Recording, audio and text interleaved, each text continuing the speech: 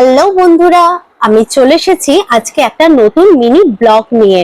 এখন আমি আছি রামপুরহাটে। তো আজকে যাব তারাপীঠ মন্দিরে পুজো দেওয়ার জন্য। এখন আমরা লিফটে করে নিচে নামবো, কারণ আমাদের গাড়ি অনেকক্ষণ হয়েছে চলে এসেছে। আমরাই রেডি হতে গিয়ে অনেকটাই লেট করে ফেলেছি।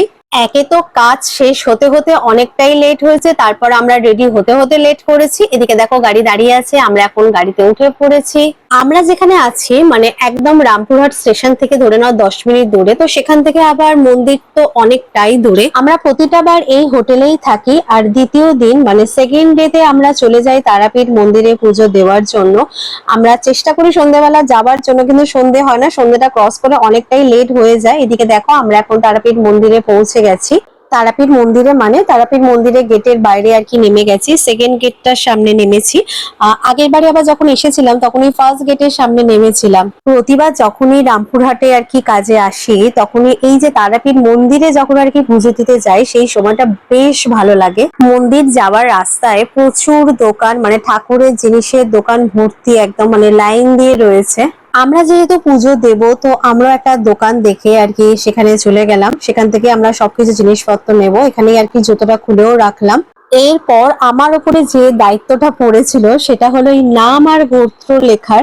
মানে আমরা অনেকজন ছিলাম, মানে আমরা গেছিলাম পুজো দিতে 6 জন, তারপর আর কি স্যারেরও কিছু লোকজন এসেছিল, আরো 3 জন আর কি সেখানে এসেছিল। তো আমি 9 জনের আর কি নাম গোত্র এগুলো সবকিছু আর কি লিখে নিলাম। তারপর দেখো সবকিছু সামগ্রী নিয়ে মানে পুজোর সামগ্রী নিয়ে চলে এসেছি মন্দিরে। মন্দিরে ঢুকতেই যেটা সবার আগে চোখে পড়লো সেটা হলো নতুন বর বউ সবে সবে মন্দির থেকে বিয়ে করে বেরিয়েছে। যাই হোক, বিবাহিত জীবন তাদের যেন খুবই ভালো হোক। এরপর আমি দল থেকে আলাদা হয়ে গিয়ে মানে ঠাকুরকে দেখার জন্য ঠাকুরের সামনে যে জায়গাটা আছে ওখানে চলে গেছিলাম। তো সবাই আমার থেকে আগে এগিয়ে গেছিল, কিন্তু সায়নদী আমার জন্য দাঁড়িয়ে ছিল। তো ওর সঙ্গে আবার আমি লাইনে দাঁড়িয়ে পড়েছিলাম। তো লাইন দিয়ে পুজো দিয়ে আবার সবাই বাইরে চলে আসলাম। এবারে যেটা পুজো দিতে গিয়ে হলো, মানে এতবার তারাপীঠ মন্দিরে গেছি পুজো দিতে, কোনোদিনও এত খারাপ অভিজ্ঞতা হয়নি যেটা এবারে হয়েছে। মানে মন্দিরে ঢোকার সাথে সাথে পুরোহিতরা যারা ছিল মানে মেরে মেরে মনে হচ্ছে হাতে পায়ে মেরে মেরে ঠাকুরের সামনে মাথা ঠুকিয়ে দিয়ে দিয়ে বার করে দিল।